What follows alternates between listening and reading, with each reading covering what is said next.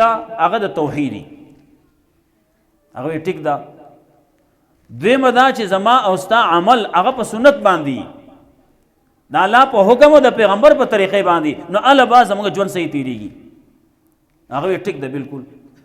دغه څه به تیر قرآن او حدیث باندې د پیغمبر د الله په حکم د پیغمبر په طریقه به خپل ژوند تیرو هغه ښه چې تیرې دغه څه نو بیا د یو تن د پاره درې جوړې پکار دي یو دی اغوستي درې دی نورې دا ځان له جدا کا د نورې چاله ورکا ناغه هغه د نر لوروا یا پاسې دا درې جوړې دي ځان لری کړې هغه ټول صندوق د جوړو هغه د جامو هغه جوړې شوی نه جوړې شوی ټول راوړې هغه قاسم نانوتی رحمت الله علیه ته مخې ته کې خو دي ودا واخلا تی چې چاله ورکې ورېکا هغه د غشپې پاسې او سر باندې کې خو او شی ویور د دارالعلوم دیوبند چې کوم خزانچیو هغه له ورکړه ودا مدرسې کې ولګاو هغه چې خرڅ کو هغه صندوق څومره پیسې پکې سب کېو پای کې هغه چې خرڅ کو پاغي باندې څومره پیسې وشوي پاغي باندې د دارالعلوم دیوبند سره خوا کې یو ځمکه واغستا او پاغي باندې جمعات جوړ کو هغه ته چته مسجد وای هغه جمعات تر اوسه پورې قائم دی هغه کې منځونه کیږي ثواب به هغه ته ملاويږي نو کار دغه څه پکاري نو زمونږه سکی وینا جوړې شل جوړې وپرتی وینا زچې دلته خادې له تلیم په دې کې نو دې کې زوس بل زه ته نشم تله دا خو شرم ده او نه الته کې دا چې دومره زیاتیږي د دې احکامات هم دي د دې حقوق هم دي وس سرسایه روانه ده وس کوڅوک ورکی خد چې وسی ورکی لیکن واجب کیږي با د اختر پشپه باندې چې څنګه د اختر سبا شو نو دا سرسایه په دې باندې واجبي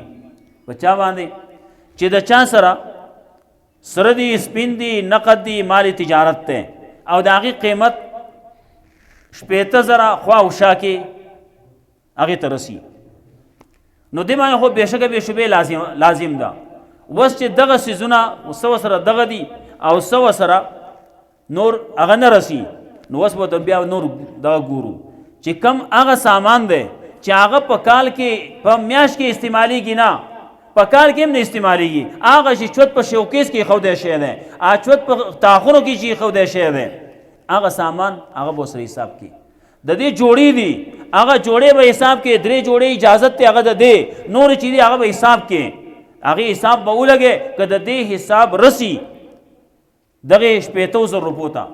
نو دې باندې صدقه لازم دا سرسایه هم لازم ده صدقه فطر او دې باندې قربانی هم لازم ده قربانی وکي کوي نکړه پته به قبر کې لګي بیا پته به الته بیا لګي هغه پته به جوړ نه لګي الته بیا پته لګي تا باندې سرسایه لازم او اول نه د ور کړی سرسایه په سړی باندې لازم ښا د خزي سرسایه په سړی باندې نشته کو ور کوي ځا خزه چې وري کی لیکن کنه ور کوي چا باندې چې لازم ده کم سړی باندې لازم ده ناغه باندې د خپل نابالغ اولاد لازم ده بس خپل او د خپل نابالغ اولاد هغه سرسایه په دمه لازم ده د دنه به تپوس کیږي داغه تپوس بده کیږي د خپل بالغ اولاد او د خپل خزه تپوس بده دي سړی نه کیږي تاول نه ور کړی دا تپوس بده نه کیږي تپوس بداغه نه کیږي ولی هغه بالغ دي نو د بالغ نه به داغه د خپل ځان تپوس کیږي کداغه اولاد دي دغه بالغ نو داغه اولاد تپوس بده کیږي او کنه نو تپوس بده دنا د صرف د خپل ځان کیږي بیا او سړی دی پلار دی نو د پلار او د خپل نابالغ اولاد تپوس به داغه نه کیږي د ښځې تپوس به نه کیږي نو ښځه به خپله سرسایه په خپله ورکوي که ورې نه کړه نو مجرم هغه ده که سړی وایي چې دا خاوند وایي زه ورکوم وردي کې ټیک ده هغې کې ممانعت نشته لیکن که نه ورکوي سړی مجرم نه دی پې نو خبره ده چې زمونږ معاشره هغه موږ ټوله ښځو ته حواله کړله او اوس دلته کې دا غم خادیانو کې څه کوي چینې به ویسي چینې وړي که نه که بل څه وړي داسې که نه زم د دې علاقې بل ځای اسمان نه یم راغلی نو دلته کې چینې ویسي نو چې یوه دړۍ چینې ویوړه هلته کې نو چې کله بیا د هغو د طرف نه دلته کې څه چلو شو دلته کې غم جوړ شو خادي جوړه شوه نو هغه چې چینې راوړي څومره به راوړي ویا منګلې دړې راوړ دړې وړم دړې خو نشم وړی څو به وړم 2 دړې چې 2 دړې وړې نو دا مفتی شفیع صاحب رحم الله په معارف القرآن کې دا خبره لیکله په سورۃ روم کې وما آتیتم من ربا لیربو فی اموال الناس فلا یربو عند الله دا تاسو چې کم ورکوئ دې دپاره چې د خلکو مالونو کې زیات شي دا الله په نسبت باندې نه زیاتېږي الله په نسبت زیاتېږي نه. نو مخکې مې خبره وکړه یو د زکات خبره ده یو د سود خبره ده. نو هغه سود هغه مسله چې ده نه الله وایي کمیږي یمحق الله الربا ویربي الصدقات. کم مال نه چې کم مال کې چې سود اغسته کېږي نو هغه کمیږي هغه ختمیږي هغه بې برکته کېږي. هغې باندې داسې یو ناڅاپه پې یو چل وشي چې ختم شي. او کم چې زکات ته ورکولی کېږي صدقه ته ورکولی کېږي نو هغه مال الله هغې له دوام ورکوي الله هغه باقي پاتې کوي هغې کې برکت وي. په دې سړي باندې مصیبت نه راځي. څوک چې زکات ورکوي عشر ورکوي دغه سړی الله د دې بعضې څیزونو نه ساتي نو دغه فضول خرچیانې نه کېږي ښه. او چا چې څومره چې فضول کارونه کوي جو فضول به ورته جوړېږي بیا چې د الله نافرماني کوي جو فضول کارونه ورته جوړېږي نو هغې کې پیسې لګي. نو چې کله دا کسب کوي نو هغه وایي چې دا تحفې تحایف په دې طریقې باندې ورکول دا په دغه باندې چې کوم ورکولی کېږي په سره بدل باندې نو دا هم سود په زمره کې شامل دي. دا سود په زمره کې راځي چې تا یو دړې چې وړله هغه تعالی 2 دړې راوړي دا سود دی. نو دغې څیزونو نه هم قلاریدل پکار دي. غم خادي ده نو هغه هم په شریعت طریقې باندې کول پکار دي. داسې نه چې موږ په دغې طریقې باندې وکړو خبره ځان ته ورانه کړو سود کې راشو. او سود چې سړی کوي که نه نو الله رب العزت قرآن کریم کې وایي فاذنوا بحرب من الله ورسوله. د الله د طرف نه او د الله د رسول د طرف نه اعلان جنگ دی چې د الله سره جنگ کوي سړی نو سړی به کامیابیږي که ناکامه کېږي به ناکامه وي. اچھا ویل دي وی که دا ټول مخلوق را جمع شي الله ته پړله شي الله سره جنگ کوو. چا هغه ویل دي عبدالرحمن بابا وی چې الله در سره مل نه ای عبدالرحمنه که لښکر در سره یک تنهای که دا ټول خلق د سره ملګري شي ټول مخلوق یو طرف ته شي او الله سره جنگ کول غواړي نو کامیابېږي نه ښه کامیابېدی نشتی. الله رب العزت ته زموږ په حال باندې رحم وکړي. ډېرې خبرې داسې دي چې هغه زموږ په سودي معاملاتو کې روانې دي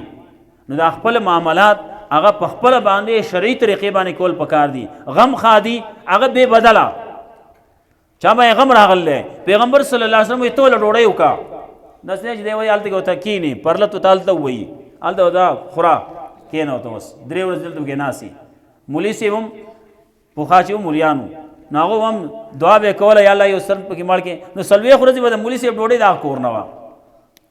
نو چې کله به هغه 40 ورځې ختمې شوې نو بیا به مولي صاحب یا الله بل څوک چېرته چې خپې وګځئ چې خامخا دا ډوډۍ خو د بهر نه شي که نه. نو دا مسلې دغې ډوډۍ خوراک علماو لیکلي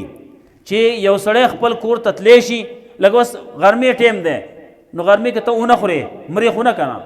خپل کور ته تللی شي ماښام لا نو ماښام له لاړ شه هلته کې به وخورې دا مه خوره د مړي د کور دا مه خوره دې مړي کور ته ناست دی وایي داسې وایي نه کمیټي ده او دا کمیټي پکې لا بل بلا ده الله پکې بل مصیبت دی چل کې ورسره هغې کې ځان له ډېر شی داسې دي خرافات پکې دي ډېر شی خبرې پکې داسې چې هغه د شریعت نه خلاف دي. نو چې کله پیغمبر صلی الله علیه وسلم چې کومه خبره کړله هغه ډېر اسانه ده تاسو وله ډوډۍ وکئ نو هلته کې تاسو چم ګاونډ کې څومره یو تن دی یو ډوډۍ واخلي یو پلیټ کې سالن دی واخلي بل دیوالي څومره چې پخ کړلی دا نه چې هغې له تکلفات کوه تکلفات مه کوه تکلفات چې کوي نو هغه بیا صحیح په بدل باندې. زموږ په علاقه کې یو تن و پوخا نو هغه چې کله دغه وشو یو سړي کله غم وشو نو هغه وله ډوډۍ وکړه نو هغه وله لرې وشکړی کور کې ورسره و نو هغې پوخ کو نو هغې وله ولېږو. بیا د دغې سړي کره بیا غم وشو نو چاله چې هغه لرې لېږلی و که نه بیا په ثابت کلي ګرځېدو چا کره چې ته وشکړی لرې شته که نشته مال یې لرې را لېږلی چې زه ولم لرې ولېږم هغې بدل نه د الله دپاره ماله کوي او که نه کوي خو ده باندې غم راغلی چې زه وله وکړم د هغه کله مېلمانه راغلي هغه مېلمانه ترې راولي کم مېلمانه چې کور ته نشي تللی د لرې ځای مېلمانه دي نو هغه ته ته یو تن ته بوځه دوه تنه دې بوځه هلته کې تا چې کومه پخ کړله هغه پرې وخوروه دا نه چې ته اوس تکلفات کې او چې کله دغه تکلفات څوک کوي که نه نو دی بیا میلمه دوستي نشي کولی او چې کله په تیاره باندې یي نو بس په اسانه باندې کېږي ښه او دی بیا دی سخي سړی چې په تیار باندې څه چې تیار یا به خو که نه چې ما تاله دعوت درکړه نو بیا به زه ځان به کړوم ښه شیزونه به ګورم بیا به راوړم تاله به پخوم لیکن چې کله ورسته راغلی په تیاره باندې راغلی تیار چې صحیح به خورې نو دغه سړی سخي او چې کله دا تکلفات کوي نو دی نشي کولی دی که یو میلمه عذر کوي بل نشي عذرولی ولې هلته کې نن سبا دا سیزونه هم ډېر ګران شي دي هر څه ګران دي که نه چې هر څه ګران دي نو بیا مسله ګرانه وي بیا نشي کولی سړی ته ملا ماته هلته کې اوس کاروبار نشته بل څه نشته او ته یو له چرګ راوړې هغه د یو میلمه باندې وخوروله نو یو ټیم ډوډۍ دې وکړه نو په سبا له به دې بیا ملا ماته بیا به چېرته کېدی شي ته د هغه ځای نه پټ شي چې زما سترګې پرې نه لګي 2-3 ورځې به زه نه یم هلته کې غم شوی دی اوس میلمانه به راځي خبره دغسې نو غم خادي دا په خپل لاس کې اغستل پکار دي او دا شرعي طریقې باندې کول پکار دي الله رب العزت دې موږ له توفیق راکړي نو کله چې دغه د ستر او د پردې خبرې رسول الله صلی الله علیه وسلم فرمایلی چې تاسو سورت نور زنانو ته زده کوئ سورت احزاب په هغې کې هم د زنانو مسلې دي دا زده کوئ د هغې نه وروستو الله رب العزت د قیامت حالات ذکر کوي ځای په ځای باندې د قیامت حالات دي په آخر کې نو څه دي آخر مرګ دی ښه زو به د دنیا نه به ځو دا دنیا به یو پیر ورانېږي دا دنیا جوړه شوې ده د ورانېدو دپاره موږ ته هم رسول الله صلی الله علیه وسلم فرمایلی و لیدو للموت وابنو للخراب بچي راوړئ د مرګ دپاره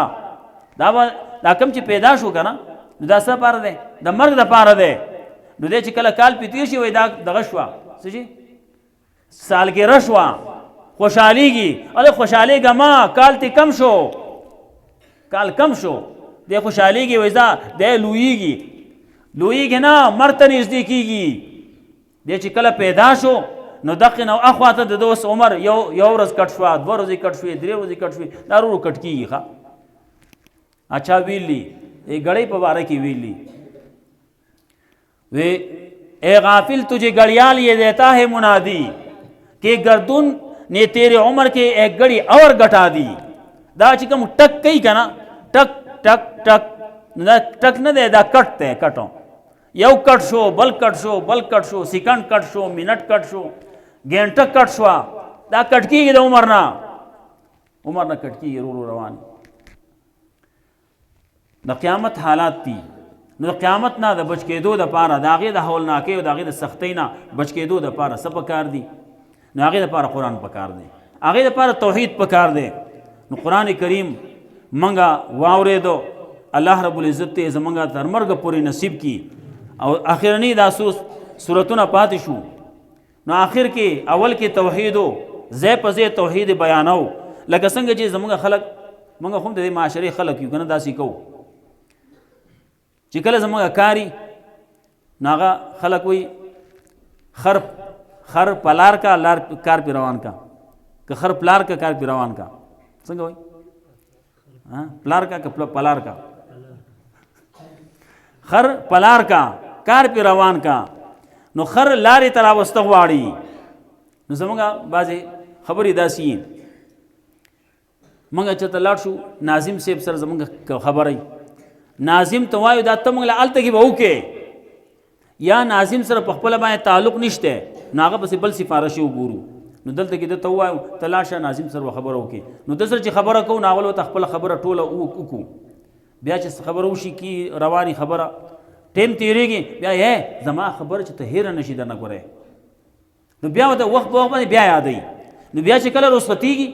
نو بیا ورته یاد کړي هلکه هغه زما خبره کوشش به وکړي ښه په تا به شي او په الله به شي او دا خبره به ته کوې نو الله رب العزت په اول کې توحید ذکر کړو، وخت په وخت باندې توحید ذکر کاو آخر کې چې راورسېد نو بیا وایي قرآن کریم اختتام ته رسي په توحید مسله ادنه چې ته هېره نشي. قل هو الله احد، نو قل پیغمبر صلی الله علیه وسلم ته وی، نو دا هغه په وجه باندې ما تا تم وایي داسې نه چې هغه ته ویلي هغه به وایي او ما تا به غلی ناست یو. نه داسې نه شیخ فریده پټه خوله پټه بهتري ده نه، دا به وایي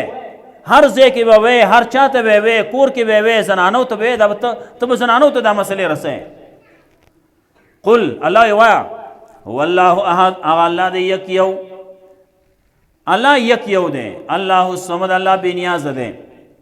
بے نیاز دی، الله بے حاجت دی، الله هیڅ چا ته ضرورت نشته او زمونږ ټولو الله ته ضرورت دی. منګه هر وخت کې الله نه غواړو،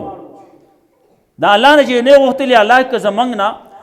لږ ساعت دپاره د خپل امن اوچت کي، دا انسان به د دې انسان ډېر شي دشمنان دي. الله رب العزت د انسان سره ملائک مقرر کړي، چوکیداران یې مقرر کړي. دو ملائک دي کرام کاتبین او نور دي، هغه د ساتنې دپاره دي، د ورځې د شپې د چوکیداری کوي. ولې د انسان ډېر شي دشمنان دي. نو څه وایي له معاقبات من بین یدیه ومن خلفه یحفظون لامر الله، د دې انسان سره د دنه مخکې د دنه شاته د ښی طرف ته ګس طرف ته دا ملائک معاقبات بین یدیه، معاقبات هغه ساتونکي ملائک دي، هغه د دنه چاپیر روان دي. نو الله الصمد، الله دلته کې زموږ یو ناظمي بل څه شي هغه چې ځان له چوکیدار جوړ کړي ونسي که نه تنخواه به له ورکوي که نه ورکوي، او دغه زموږ دا چې دي هغه زموږ نه تنخواه نه اخلي، ښه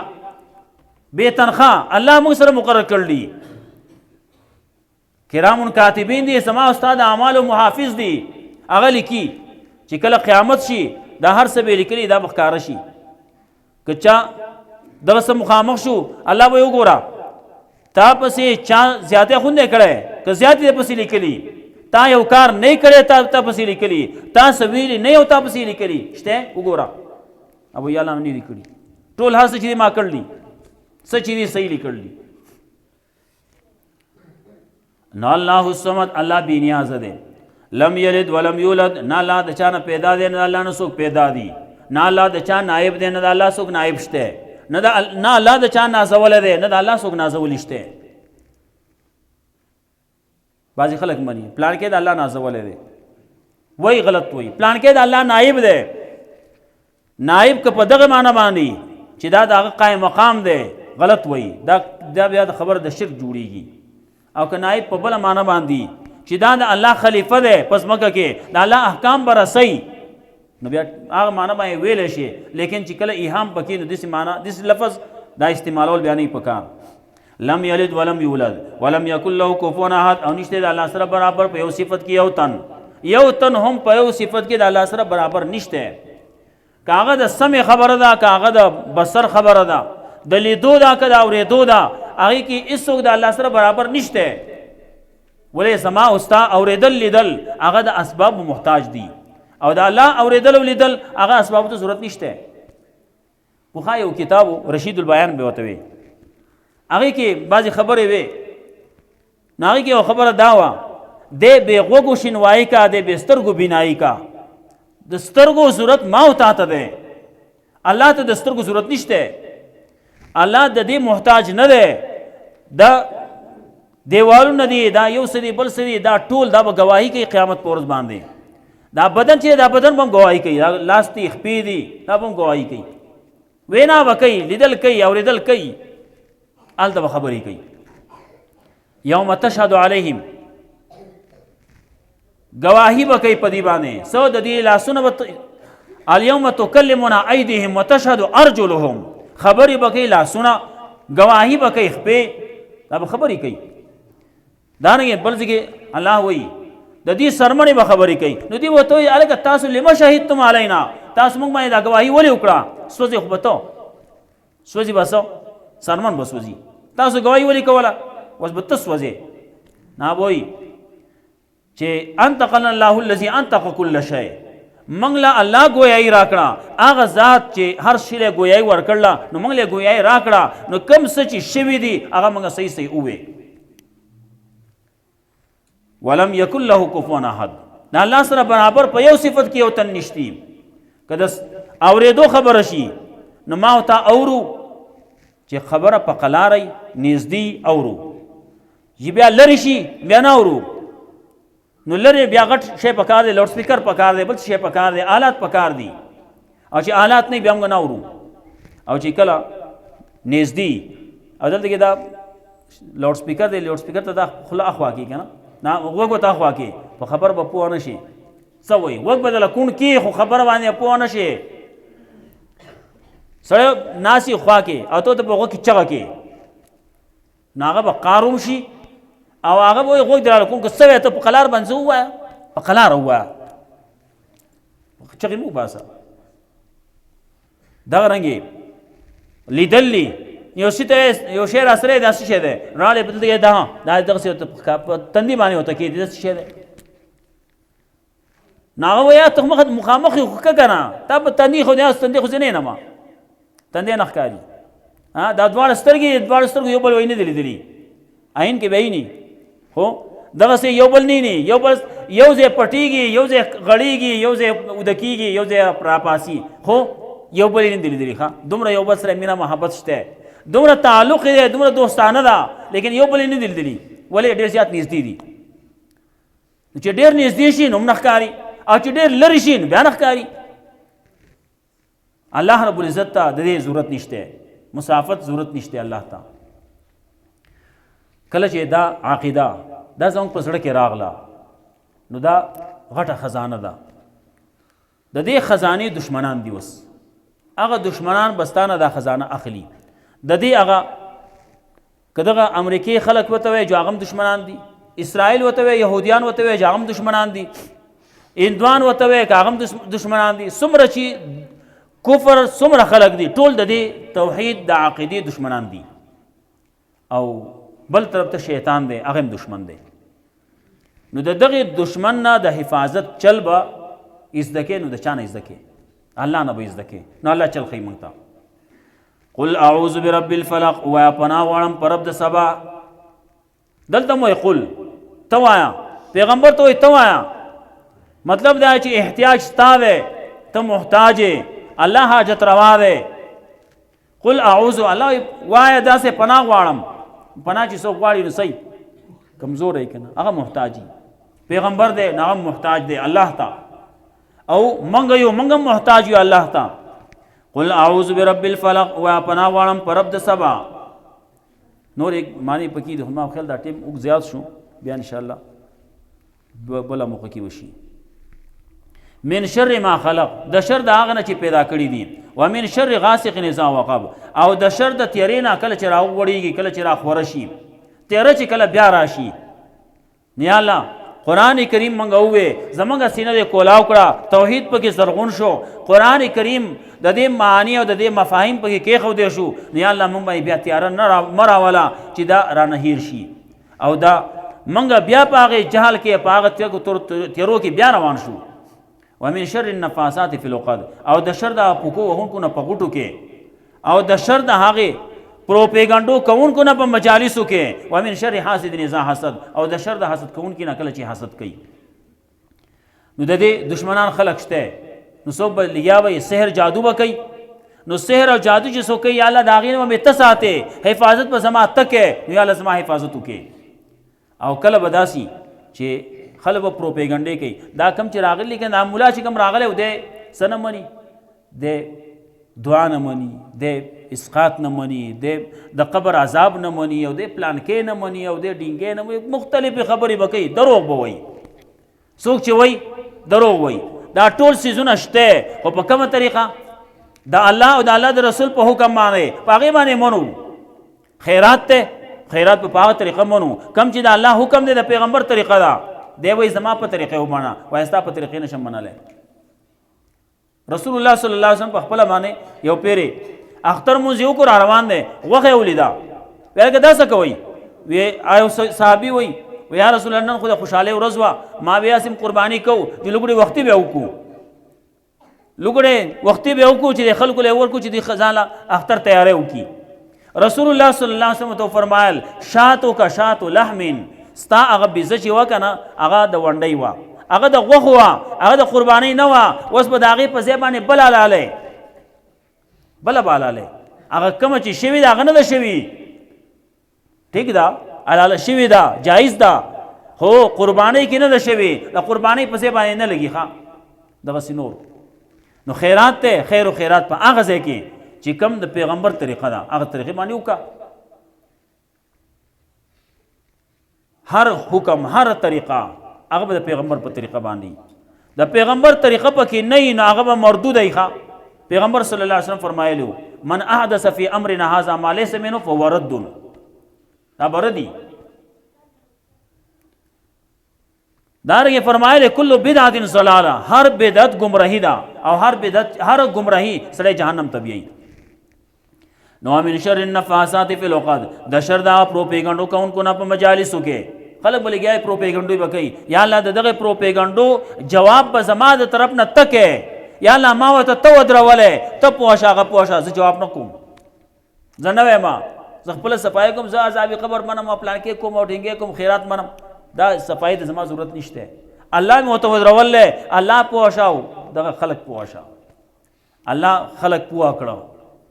دا هغې خبرې وشوې مخکې نه چې کوم اعتراضونه او د هغې جوابونه شوي دي هغه الله پوه کړلي، خلک د هغې نه قلار شو، اوس پکې نور خبرې راولي، دی پلان کې نه مني او دی پلان کې نه مني، وایي به لګیا وایي څو ورځې به دا گیتو کي. دا اصل کې خبره دا ده د یو سړي نه چې د هغه د خولې نوړی واخلي که نه نو هغه به خامخا خفه کېږي. نو موږ خو دغه خبره کړوه، نو د هغه د خولې هغه نوړی د هغه نه قضا شوه واخیستی شوتې، نو دی زموږ دشمني به نه کوي، نو څه به کوي به که نه. نو اوس به بله طریقې باندې به کوي، وایي ډیجیټل دور دی او دا ماډرن دور دی، نو اوس به نورې خبرې راوباسي. ومن شر النفاثات فی العقد، د شر دا پروپیګنډو کوونکو نه په مجالسو کې، ومن شر حاسد اذا حسد، او د شر د حسد کوونکي نه کله چې حسد کوي.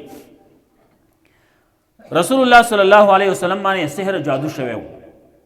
د لبید ابن عاصم لونو کړی و، څه دپاره یې کړی هم د دقې دپاره یهودیانو د هغې هغه خبرې بندې شوې. ښه د هغې د خلکو باندې شکرانې وې نظرانې وې سو او سو. رسول الله صلی الله علیه وسلم چې کله راغی هغه شونه بند شو، نو دې خلاف شروع کو، نو چا په خلاف په دې طریقې باندې شروع کو چا خلکو د مرګ بندوبستونه هم شروع کړو. مکې کې چې کوم سو هغه وو، دلته کې په مدینه کې هم خلکو د رسول الله صلی الله علیه وسلم د قتل منصوبې شروع کړې. یو ځای ته رسول الله صلی الله علیه وسلم بوله وی جرګه ده بلې لاندې ودرولې او سړی بره خېچولی و، هغه غټ غټ ورکړی و، هلته کې بره کوټه باندې و. وی چې کله دی نږدې را به شي د بلې لاندې به ولاړي،